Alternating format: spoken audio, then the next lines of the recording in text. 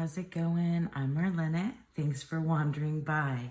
Today I'm doing a VR to Christa at Crochet Witch Tarot, and the hashtag is underdog decks, which is so cute, and a really good idea.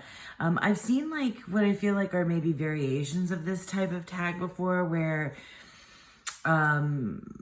I think maybe Candy did like a whole series of different interactions with decks that she's not using. And that's that's my takeaway from this. So like from Christa, I'll put Krista's original video below, but I think she talked about like decks that she had rehomed but then repurchased, and I've seen other people do videos on that, like the decks, like second chance decks and things like that.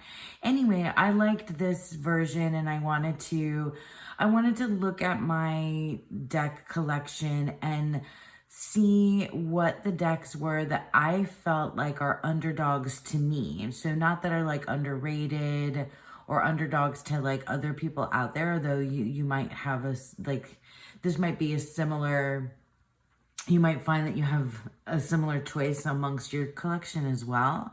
But like the decks that for whatever reason, I'm not giving I'm not giving them their due. That's what it feels like. Oh, and also I was gonna say it makes me giggle, underdog, because I think of the cartoon Underdog or comic book. I think it's a cartoon. Underdog, you guys know. Anyway, maybe some of you know. Anyway, I've got both a candle and incense going, so we'll see. I don't know if you can see the smoke coming through. I don't know if I'm gonna get overpowered by scent here by having both, but this is a pretty mild candle. Anyway, I'm totally stalling. I have a few decks and a few, I don't know, 8? That's a few, a little more than a few, that I consider to be underdog decks in my collection because I haven't been using them enough, or I haven't used them at all yet, or they're like underappreciated by me. Like I feel like I'm underappreciating them. So yeah, let me get started. All right, so the first deck is the Gill Tarot. Now, I've had this deck for a while.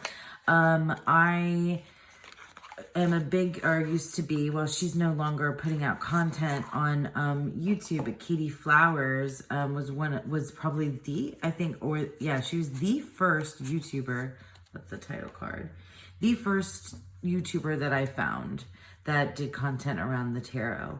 And this was one of her favorite decks. So I purchased it, early into my tarot learning. And I honestly, I didn't know what I was doing at that time with tarot. This deck is Thoth based or Thoth inspired. So when I started studying Thoth, I thought that I would take this deck out and use it then. But because do I have all the majors?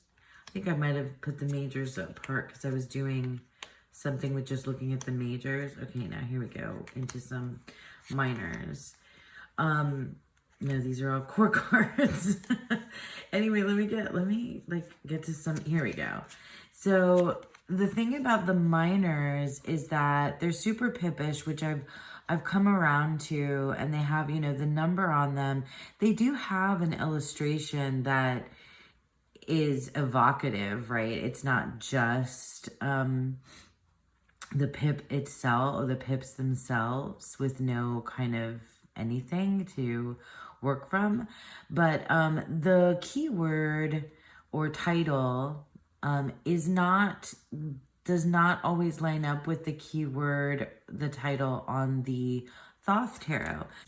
So I didn't want to confuse myself with a whole other set of keywords while I was learning the Thoth. So I put this deck aside. I think I even talked about this when my friends and I that were studying Thoth together did a live stream.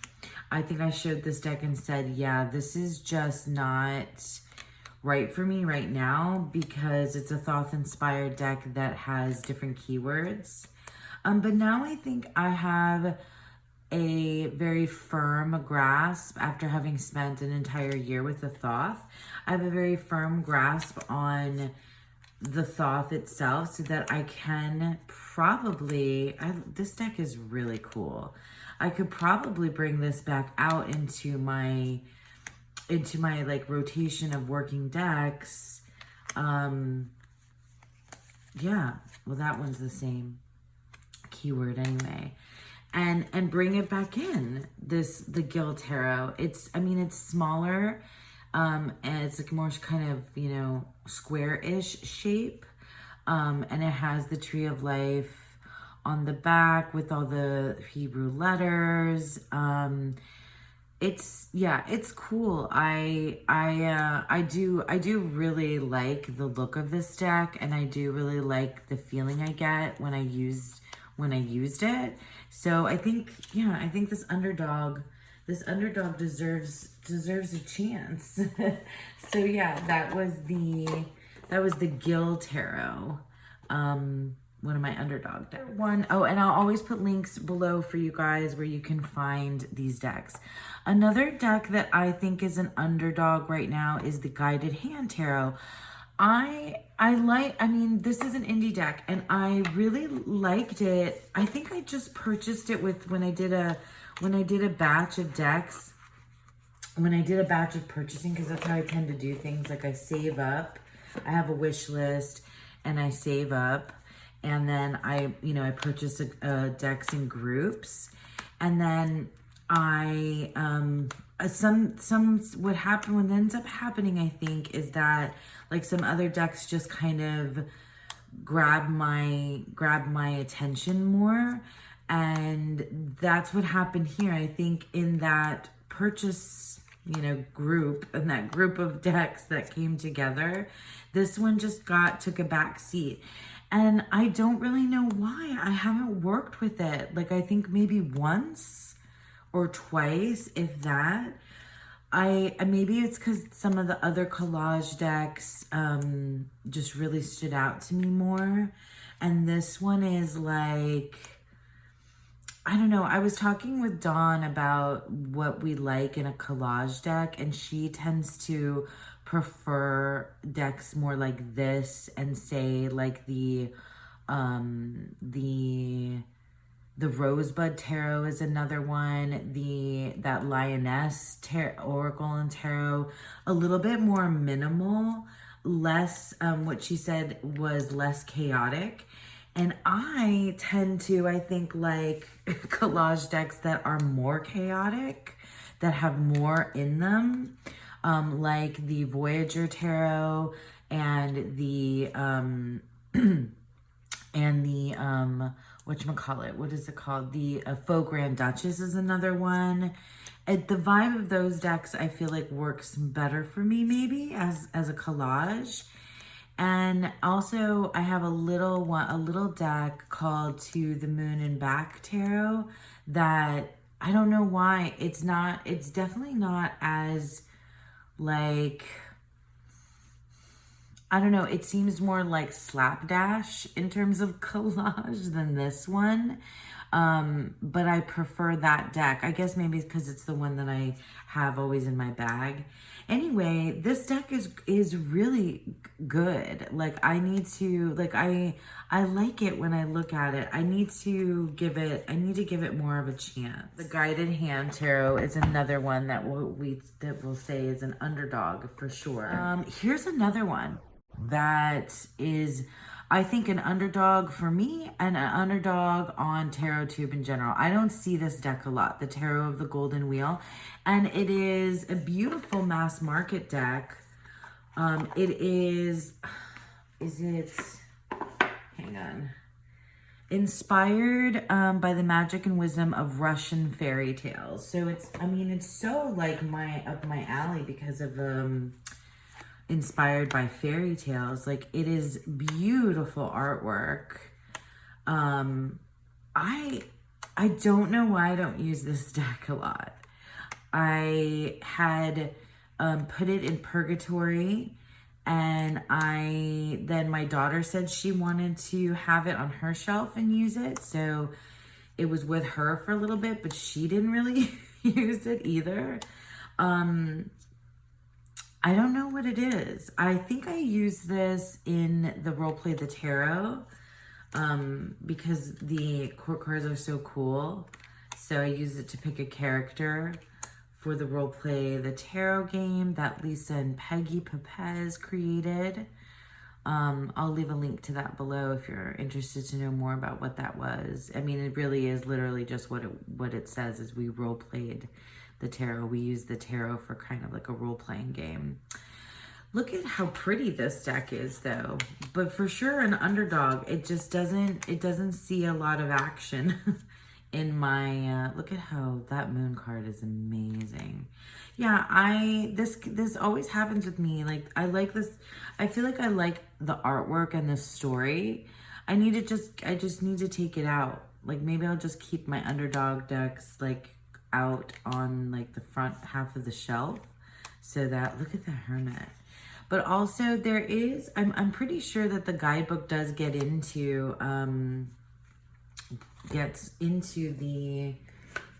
the story. Let's take a look at this hermit card real quick and see what it says so that you guys know. I went right past it. So hermit, solitude. The gloomy and stony terrain under the cloudy sky meets you. Prickly vines creep up. Why is this person... Okay, so it doesn't. I guess it doesn't really speak to the Russian fairy tale that it is associated with. Let me see if any of the others do. Maybe that's what it was. Maybe it just was... Yeah, I think it doesn't give me... That's a shame. And I haven't read through this whole thing. But it looks as though... It doesn't give us the associated... Well, that's probably why. That's why this is an underdog. Although, that doesn't mean that I want to let go of it. The Slavic Legends, is that the one that's come out recently? That was one of the things about it that gave me pause. Is that unless the guidebook really gets into the fairy tale, it may be a little bit of a disconnect for me. Because I want to know, like, I want to know the story. I really do. I'm really interested in it. Okay, what else do I have here? Well, let's look at an oracle, because I think I have a couple of oracles. So this one, and I just saw Christine from Christine Roselle, I think that's the name of her channel. But Christine, she's awesome. She just did, she just showed off this deck, and she paired it with the Mother Peace Tarot. Oh my gosh, that was a great pairing. So it made me think, why have I not, I mean, I don't have the Mother Peace, but why do I not use this deck?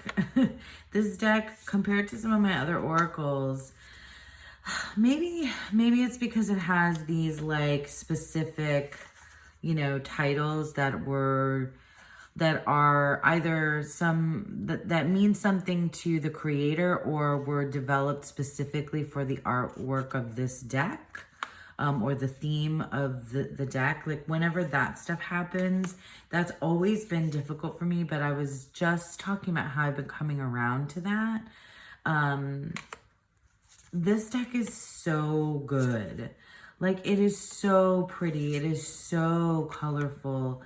Look at this artwork. Like, I mean, and it looks great, like aesthetically, but also these ideas I feel like can really seep through a reading across and with the tarot. So I don't know why I have not used this baby. I used it, I even featured it because it reminds me of the Broken Earth trilogy, which is one of my favorite book series.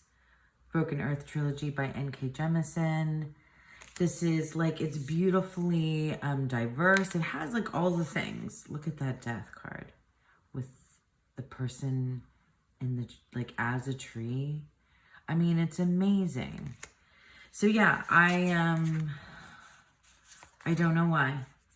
I don't know why the Earthcraft Oracle, it hasn't seen its season yet here with me, but this is giving me renewed desire in it. Like sometimes that's all you need to do is just like, it's been sitting on the shelf and you just haven't looked at it enough recently.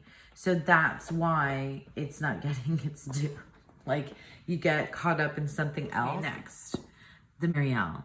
I was just talking about this with Lisa.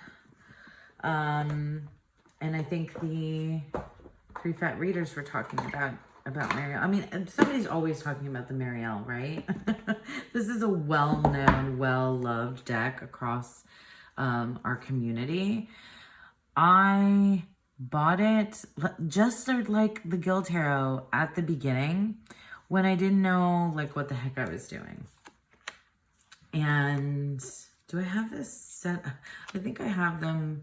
Yeah, like I have kings together, queens. I think I do. I think I was looking at, yeah, I think I was looking at all of the cards together in that way. All the pages together. So this artwork is stunning. I mean, what can I say about the Marielle that like everybody hasn't already said about the Marielle Tarot?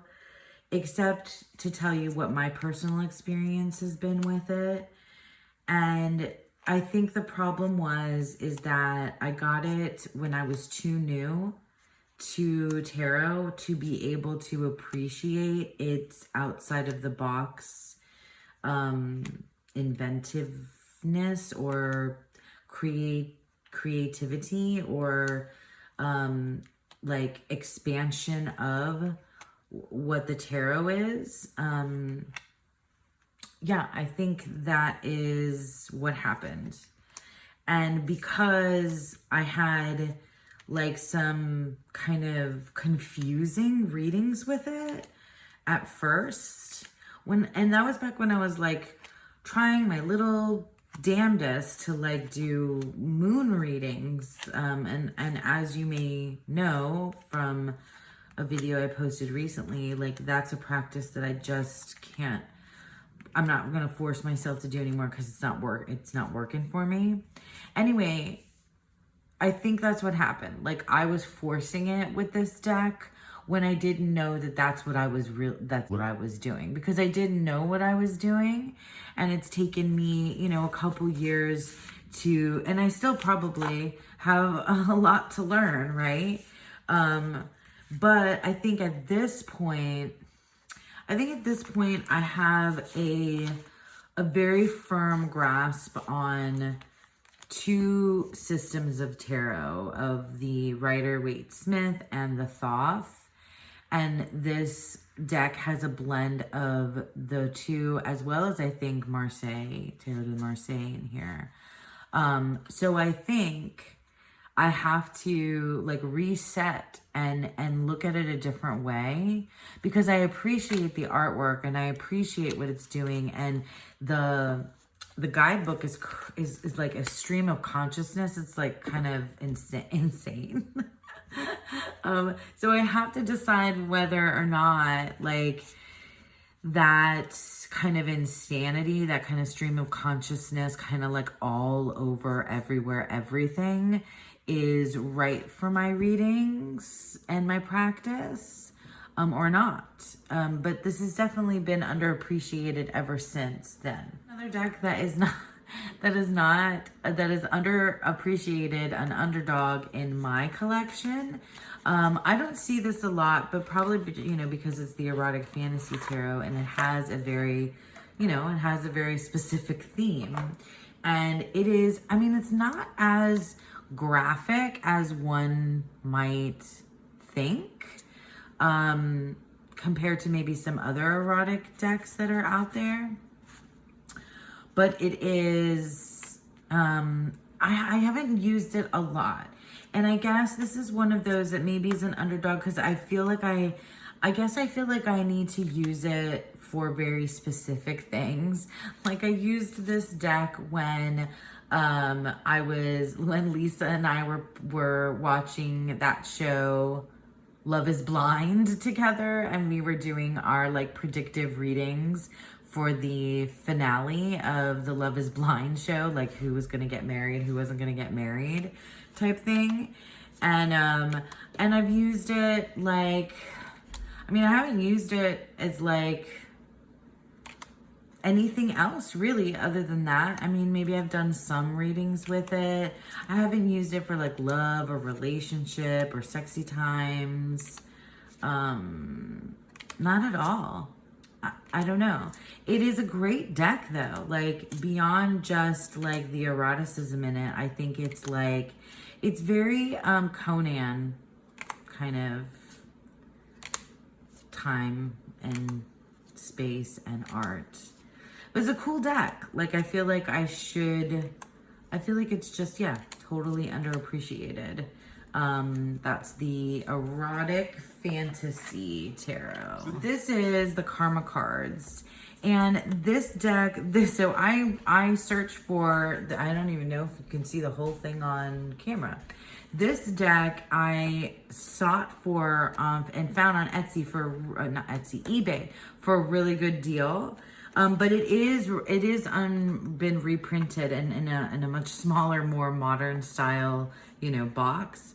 But it's Monty Farber Karma cards, and I don't use it. Maybe it's just because so it comes with this like guidebook that's awesome. Maybe just because I haven't really gotten into astrology in the way that I thought that I would get into astrology. But it has like, and there's a very specific way and system how to use this deck. But it has like the planet, the houses, it has the signs. So it has the 12 signs, it has 9 planets, and it has the houses, which I think there are 12, or there 12 houses. So it has it all, and then you're supposed to do readings where you line up 3 cards, the sign, the planet, and the house, to do your reading. And I read through some of the guidebook. It's a really, really cool deck. Like, it's definitely not being used in the way that it should be. Here are the planets. Yeah, these are the planet cards. And some of the, and it has the north node. The north node and the south node are in the under the planets. See, I don't know enough about astrology. That's why I wanted this too. But I got this, I searched for it because this was a deck that my mother-in-law had. And I had found like one card here and there in our home.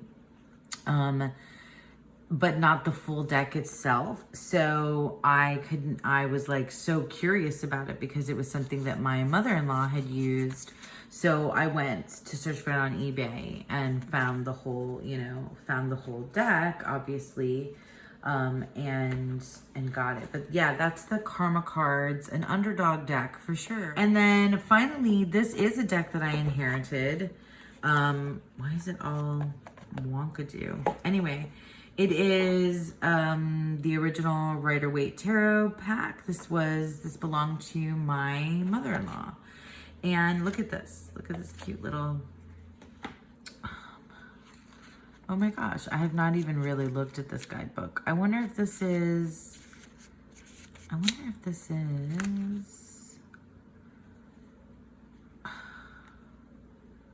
the pictorial key, or a version of the pictorial key. Look at the Celtic cross little thing in here too. I love that. And so yeah, this deck, I mean, you guys know what this deck is. But the coloration, I guess maybe it's This is so strange, the way that this box is set up. But anyway, I'm just gonna flip through it real quick. Because you know what this deck looks like. Maybe, oh, I do like the coloration of this deck. I have to take a look at it next to the Centennial and see. I thought this one was way more yellow than the Centennial. But it's just, you know, I have the borderless Centennial, and I have universal weight. So this is one that my mother-in-law did not write on. So if you have seen my other videos where I talk about my mother-in-law who read the tarot, obviously, and I inherited many of her decks, you'll see me, oh, that's the title card, working with her decks, and the ones that were her working decks, I'll look up Pamela Coleman Smith card. So, oh, these are the backs. Did I show you the backs? I do like this. I really do. But anyway, this is one of the decks that was hers that I guess she didn't really use, or maybe, I don't know, maybe she used it, but didn't write on it. Like all of her other decks she wrote on. All of her other decks she wrote on. So this isn't as yellow as I thought it was gonna be. I guess that one is the one that's like super yellow is the yellow box one. I don't know. You guys tell me. I love it. I always, I am a Waitsmith gal. I'm a Thoth gal too. Gal? Well, who am I? Anyway, so that is, yeah, this deck has just been kind of hanging around and I haven't at all used it. Maybe it's just because this is, maybe it's not an underdog. Maybe this is just a collector's piece. Or maybe my daughter Rory will want it. Maybe this is like the deck for her. I'm definitely keeping it, you know. I don't even know if this is one that's like worth anything or like people are like searching for this one or something. But that is the original Rider-Waite Tarot Pack. There you have it. Thank you to Christa for creating a tag like this. Like, this is fun. It's a good, for me, it's a good exercise to, you know, to go and take a look at my collection and see, you know, now that I've been building it over 2 years, right? To take a look and see like what, you know, what's what in there, like what am I not paying attention to? And maybe, you know, I should, because like these decks deserve their due, right? They deserve their time in the sun, their time to shine. Anyway, thanks to Christa again for creating this tag. Thanks to all of you for sticking with me.